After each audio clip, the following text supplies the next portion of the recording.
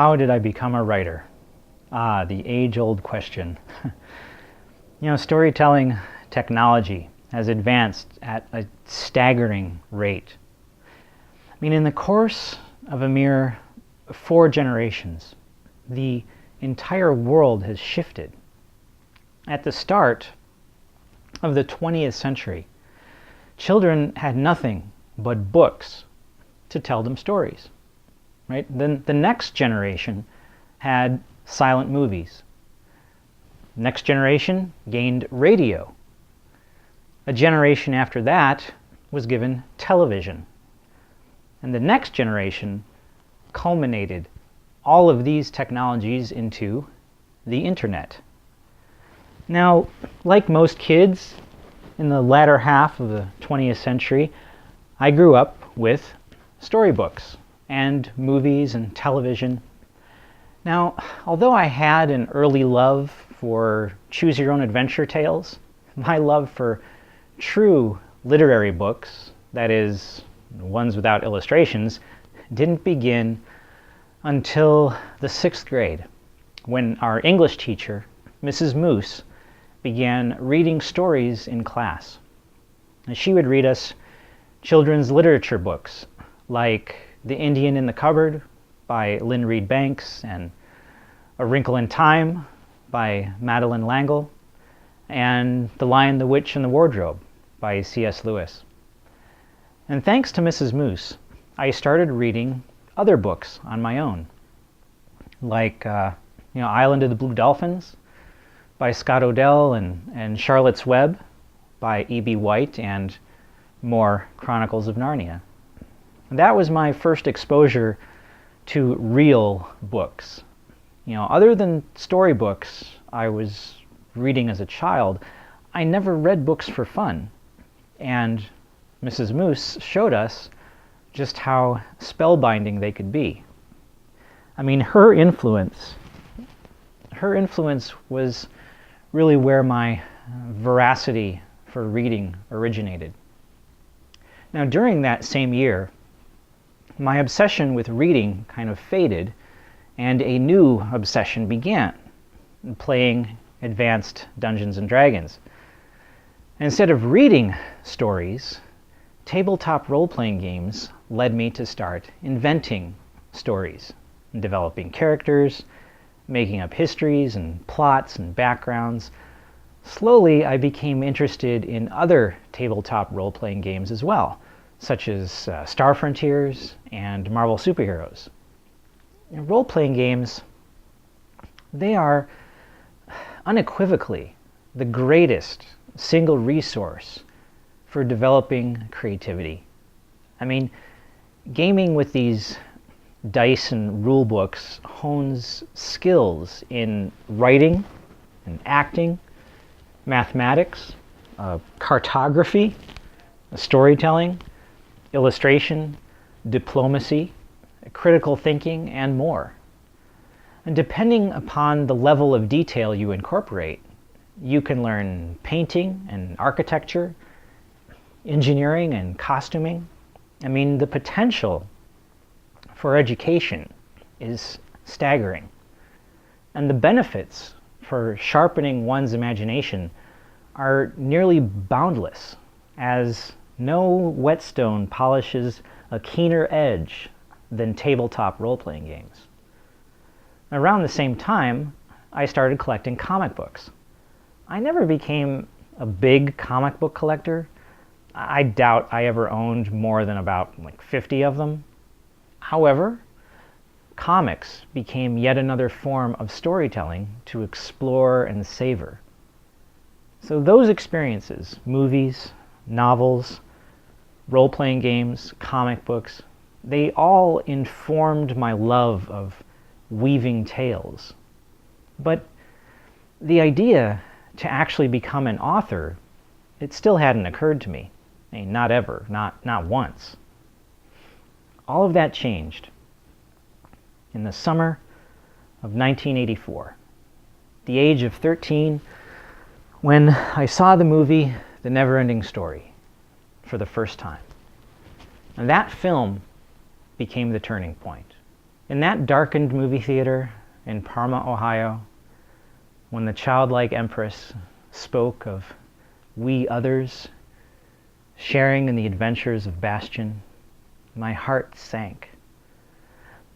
The lines between fiction and reality began to blur. Where did dreams and fantasies end and the real world begin? The Empress was clearly real in that moment. I saw her. I heard her. The story of which she spoke had truly unfolded before my eyes. I had shared in this experience. Everything she was saying was true. This wasn't make-believe at all. How could that be? How was it possible that a make-believe movie had actually become real? For the first time in my life, the immeasurable potential of storytelling had become evident.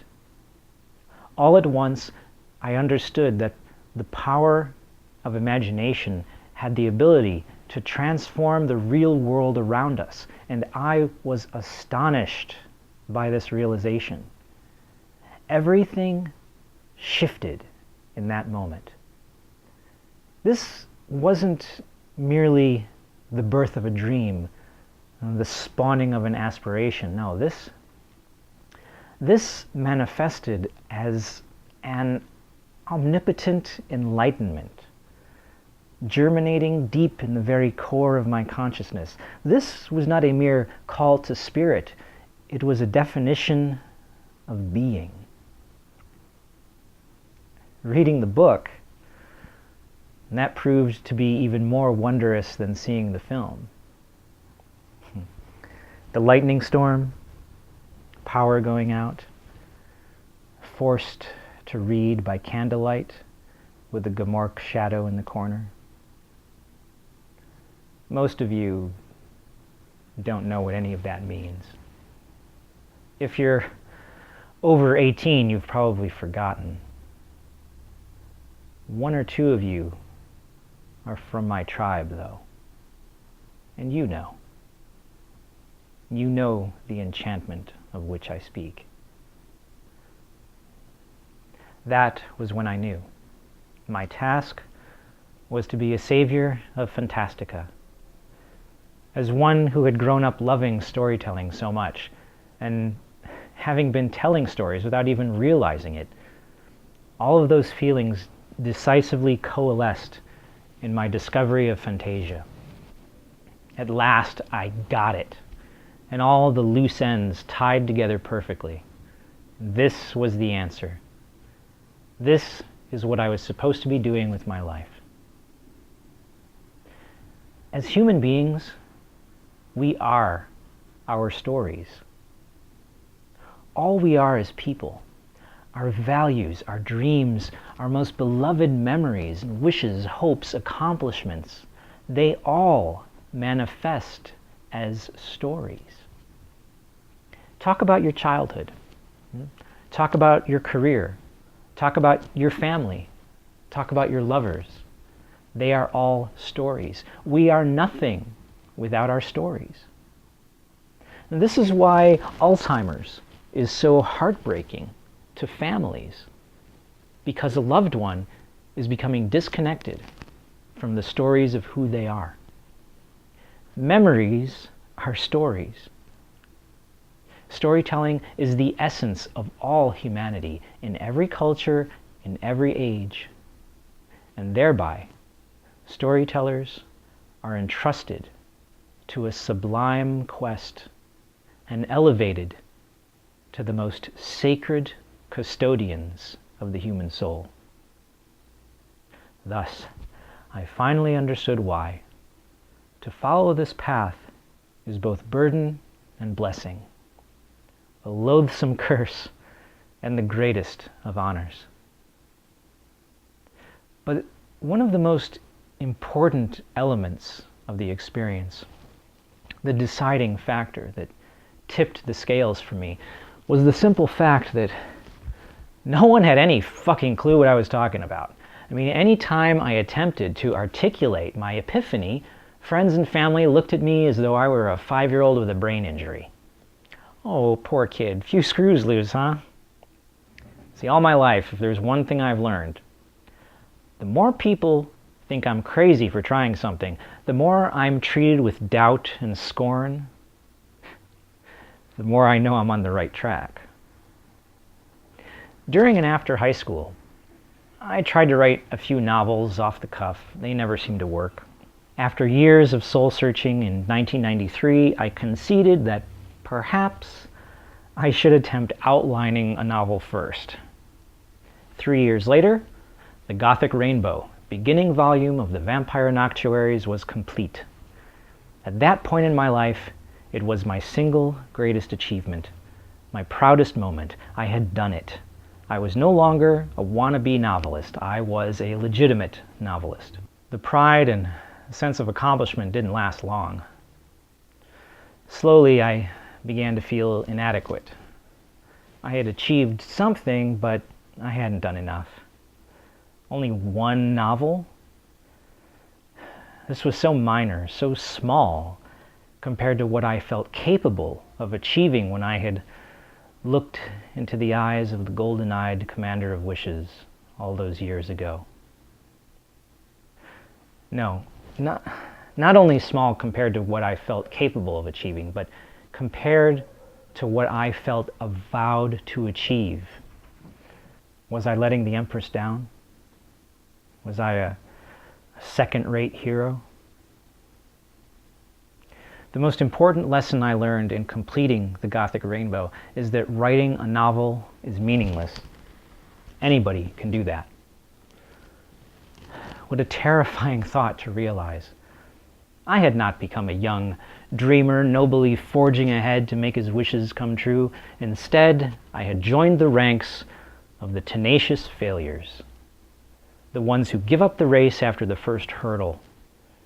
How many fools out there create one movie and never set foot on a film set again? And write one novel and quit when the sales are awful. Direct a single play, choreograph one dance. The world is full of underachievers like me, only touching 80% of our potential because we know it puts us 120% ahead of everyone else. The boulevard of broken dreams is littered with the fortitude of quitters. Any hobbyist can construct a novel on a whim. Being a mere writer is pointless. Being a prolific writer, now there is an aspiration. Not to create a singular effort, but to amass a body of work, works of substance, works with depth and weight and valuable meaning. A lone novel is simply a cornerstone.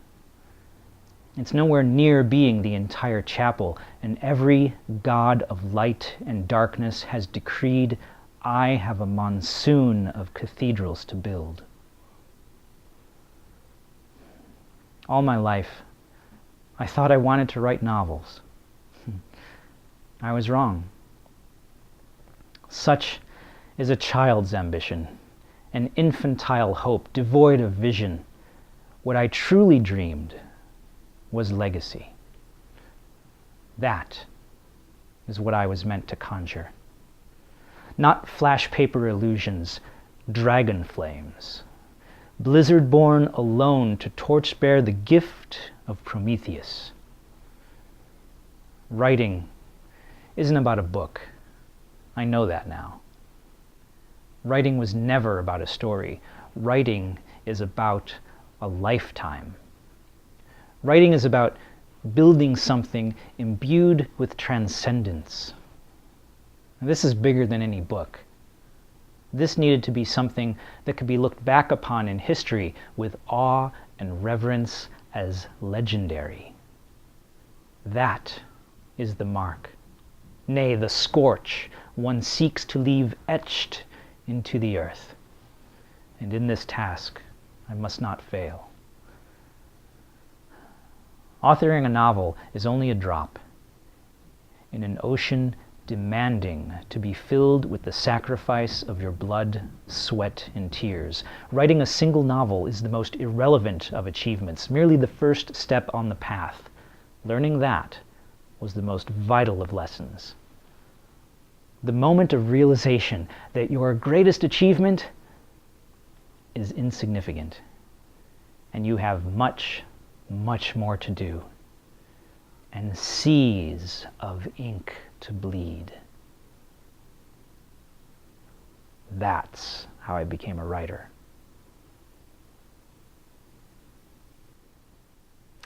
Be sure to subscribe and like the video, and what else? Subscribe and like, and there's something else you want to... Oh, thanks for watching, and catch you next time.